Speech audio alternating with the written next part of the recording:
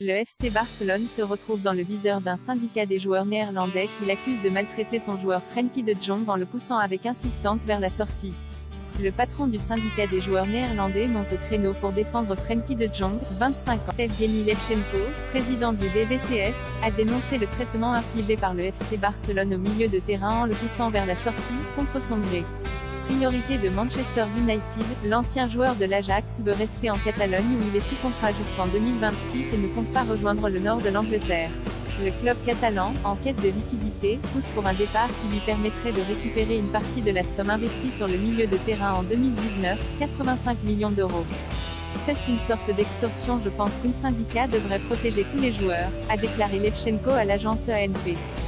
Maintenant, un joueur est acculé par un club et chassé. C'est à un syndicat international, la FIF Pro, NDLR, d'agir.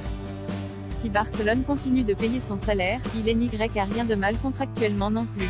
Barcelone va alors invoquer des raisons sportives, mais c'est désastreux pour la carrière d'un jeune joueur. Cela en fait une sorte d'extorsion.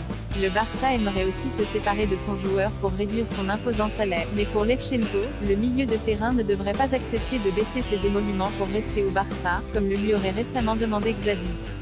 Je dirais non, ajoute-t-il. Barcelone a l'entière responsabilité. La politique à long terme du club est dramatique. C'est fou quand les joueurs doivent payer pour le gâchis financier. Il se sent chez lui là-bas et comprend la culture, donc je comprends aussi qu'il ne veuille pas partir.